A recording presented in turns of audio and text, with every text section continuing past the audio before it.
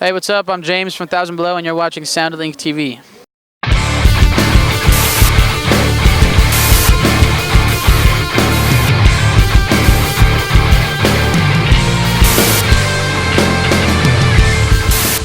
What's up, everybody? Trent here with SoundlinkTV at the Synod in Columbia, South Carolina with James from 1000 Below. How you doing, man? I'm doing great. I'm sweaty, but great. I am too. It is hot. I think it's hotter in there than it is out here. Yeah, no, it was in there was why I was sweating. Out here is actually a bit of a nice break, but yeah. This is like one of those very few post set interviews we get to do. So like you are literally just got off the stage.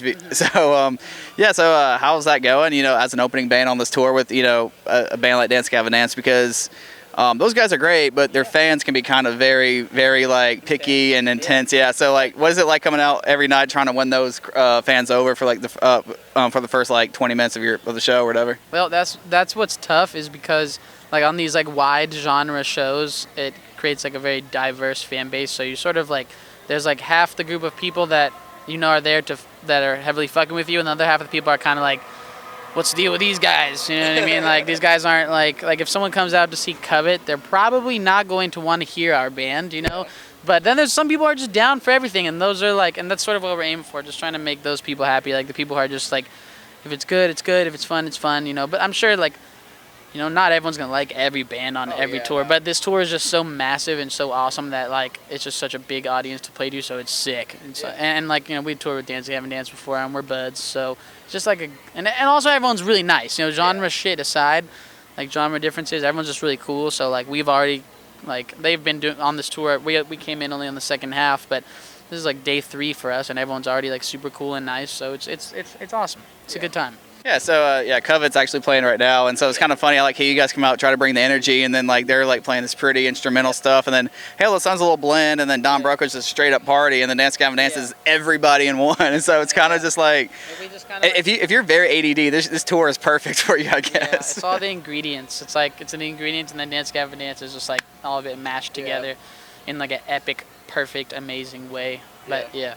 All right, yeah, so we're actually sitting in your van right now. You guys got some makeshift bunks in here, which is pretty cool. So, but yeah, so you guys are playing a new song tonight. Your album's been out for about a year and a half and everything. And so how's that been, going from your first album into this new stuff, the new song and everything? Is it, because even listening to it live, it sounded a little bit more of a, mellow, type of thing, whereas your record's more kind of like, the whole, like, I guess, post-hardcore thing, whatever you want to call it. That song is sort of like a... Okay, so like with this album, we literally, I don't know, we didn't want people to get mad at us for just like changing up the sound a tiny bit right on album 2, but also like time, like you put something out and then time goes by, you change what you listen to, you change what you want to sound like. This was the first project I've ever done like clean singing in, so I didn't even know what the fuck I was doing on the first album, and now I actually know sort of how to control my voice, so I wanted to like experiment with things. We did like a lot of different sounds. Like there is like literally like 5 different sounds on the album. Like there is like, it is not like the other one. There are some songs that are very similar to the first one, but also there's a lot of ones where people might be like, that's different, and for us it's not like we want to sell out or anything like that. It's literally just, we're just experimenting and having fun with it. How old are you, if you don't mind me asking?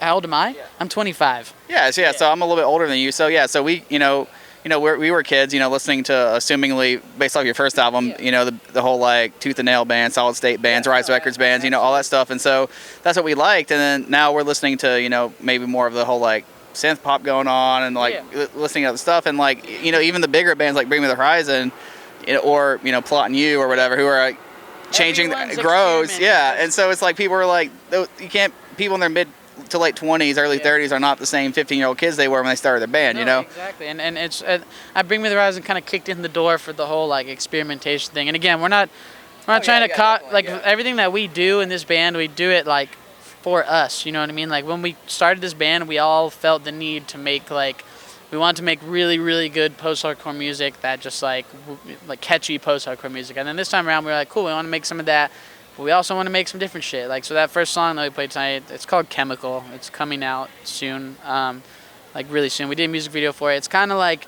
it's like radio, like, it's just kind of like emotional rock meets like that. I would just call it like 75% like that radio rock sound, 25% 1000 Below with a little... but it's still emotional, we keep like the feeling there and the lyrical content there, and I think like my melodies are pretty fucking similar to the last record. It's just like I'm just learning how to control my voice better. And it's funny you say that because with that one new song and then the rest of the, again, this is my first time seeing you guys play as well live, but I've seen videos and stuff. But even listening to the old stuff after and the new song, it was I wouldn't say night and day, but there was like a difference. It's like your voice was sitting there, you know, okay, more well and better in the new stuff and then the old stuff, you know. Because so I figured out. So I didn't know like when bands with singers. Like I said, this is my first band, Clean Singing. So when we wrote our first album, I didn't know what the fuck I was doing. So I didn't know that you could like change the keys of songs to fit your voice better. So they would hit me with a song, and I thought that was just how it was. So if like there's the way it goes, there's usually like 2 different registers you can sing in on a song, either high or low. And like I didn't want to be singing like this on the first album, so I just did like the whole like Plot and You, Architects, like on like every song, and I didn't realize how fucking hard that was to emulate live because we did it in the studio. I was like, cool, and then we went to start playing shows, and I was like, holy fuck, I can't do this. You know what I mean? So like Sinking Me, for example, like broken, you know, like we play that song a full step down, you know, so you can't really tell live. You don't really fucking notice. Yeah.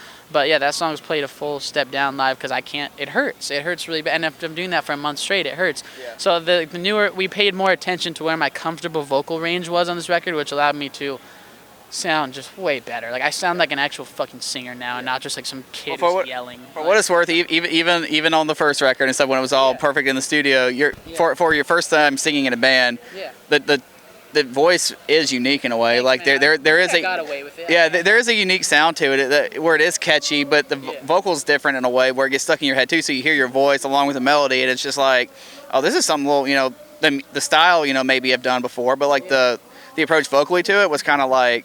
It sounded a little different, you know. So like, you know, you didn't do too bad on that one. Thanks, and we did both on the record. Like, there's some songs that are kind of like, yeah, down here where I'm like, you know, like singing a comfortable range, and then there are some songs where we did like the really, that we have. I'm not gonna spell out all the song names, but yeah, there's some songs where I go ham. You know what I mean? Like, and it's I think it's a cool mix. I think there's definitely gonna be, for like the people that liked Vain on the first record, there's definitely gonna be some songs on the new record where they're kind of like, huh? What? And then there's going to be some songs where people are like, oh, I'm so happy they fucking went that way. Or then other people might be like, oh, Jimmy sounds like a better singer this time because he actually is like in a comfortable key. So we just did it better this time, but we just did it a little bit different. That's all. New video, new single coming out soon. You just mentioned there is an album, so we can expect that. So it's done. Yeah, so I know you guys probably cannot say anything about it, but like when can we possibly hear like it come out? Or I wanted it to come out in like August, but nothing ever goes as planned. Yeah. So I think it's going to be more of like a September, October thing. If it comes out any later than like October, I'll be pissed, but whatever. So after this tour and stuff, what do you guys have ready for the summer? Because you know, a new album, you know, new song means you know you got to promote that stuff. So like, what's coming up for you guys? So I think the new song that we played tonight is coming out in May, to my knowledge.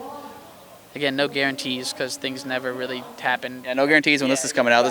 You could be watching this in middle of June, so I mean. Exactly. So I think that song's coming out in May. We have a pretty dope-ass tour in July, August. It's like a double 10-year anniversary tour. Gonna be sick. And then, I don't know. But other than that, for summer, we're just gonna chill and work our day jobs and not be broke. What is your day job, by the way? My dad's like a hotshot lawyer, so I do like tech stuff for him. Like he sucks at computers, so I do like crime scene photography and like other random computer bullshit for him. What's hilarious is somebody I know like said something about their dad or somebody being a lawyer and they had to like help them out with their stuff. It's like everybody who's like business owners, everybody who's like lawyers or whatever, they have the money, you know, they have you know the American dream quote unquote job, but at the same time they don't know how to like update their phones. People like, you know, like if you're not raised with technology, then it's tough, and so like that's what I do for my dad. Like that dude doesn't, like, I type like 85 words a minute and he types and he goes. So I'll sit there and just like blast things out for him, and it's fun. It's like I hang out with my dad, get to work a nice office job and like be a fucking normal person, and then when it's time to tour, I go tour, and he's not too mad when I leave, but sometimes I get home and he's just like, everything is fucked, please fix it. I'm like, okay. But yeah, like I said, I don't know how long that's gonna last in my life. It's kind of a weird thing to be like touring, work for your dad. I'd like to be able to make something more like on my own, but I do love it. Yeah. Well, I mean, think about this. Like, you're in a touring band, you're wearing a Slayer shirt, you got a blackout tattoo here, and you work for your dad, who's a lawyer. How many lawyer people who work for a lawyer can say they got like full sleeves and everything? I wear like a nice long sleeve shirt when I go in there, and I look all cute and professional. I look like a normal fucking dude, which is nice. I get to be like Jacqueline Hyde, so yeah, it's good. Awesome, man. Well, thanks for talking to us today, and definitely looking forward to the new stuff. So. Yep. All right, I'm Trent with SoundlinkTV, hanging out with 1000 Below. Thanks for watching.